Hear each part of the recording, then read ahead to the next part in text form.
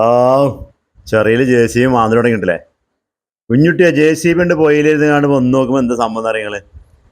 ഈ വെള്ളമില്ലാത്ത സമയത്ത് പറ്റിക്കണം ഉള്ള വെള്ളം കൂടി മറ്റണ പരിപാടിയാണ്. രണ്ട് ഓഗ് തുറന്നു. ആ ഓഗ് തുറന്നത് അവിടെ മാത്രം മാന്തിയിട്ട് കാര്യമൊന്നുമില്ല. ഓഗ് തുറക്കാറാൻ കുറച്ച് നീളത്തിൽ വീതിയിൽ തുറന്നാൽ തന്നെ ഉള്ളൂ ആ ഒരു ഹോഗിന് ഉപകാരം ഉണ്ടാവുള്ളൂ. അപ്പോൾ ഏതായാലും അതിന് പ്രതിഷേധവുമായിട്ട് ആളുകൾ രംഗത്ത് വന്നു. ചെമ്മങ്കുന്നുള്ള ആളുകൾ കുറേ വന്നു. അപ്പോൾ വന്നിട്ട് പറഞ്ഞു പിന്നെ വെള്ളം വറ്റും, ഇപ്പം മാന്താൻ പറ്റൂല.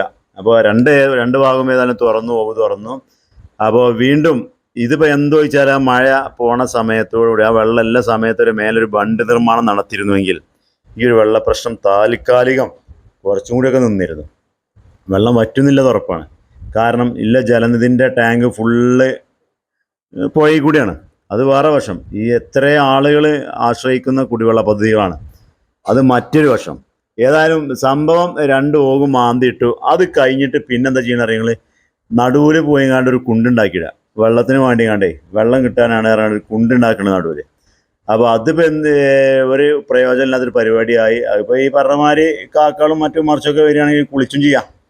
അല്ലാതെ ആളുകൾക്ക് കുളിക്കാൻ വേണ്ടിയുള്ള ഒരു കുഴിയല്ല എന്ന് തന്നെ പറയാം. ഏതായാലും കരുവാരണ്ട് ഗ്രാമപഞ്ചായത്ത് വൈസ് പ്രസിഡന്റ് മഠത്തിൽ ലത്തീഫ്, സ്ഥിരം സമിതി അധ്യക്ഷനായ ടി കെ ഉമ്മർ, അതുപോലെ തന്നെ നുഹ്മാൻ പറമ്പൽ, ഇങ്ങനെ കുറച്ച് ആളുകളൊക്കെ മൂന്നാളൊക്കെ വന്ന് കുറേ ആളുകളൊക്കെ വന്നുകൊണ്ട് മാന്തി. ഇതിപ്പോൾ സംഭവം ഇങ്ങനെയൊന്നും തട്ടിപ്പ് തരികിട പരിപാടി നടത്തിയിട്ടൊന്നും ഇവിടെ വെള്ളം നിൽക്കില്ല.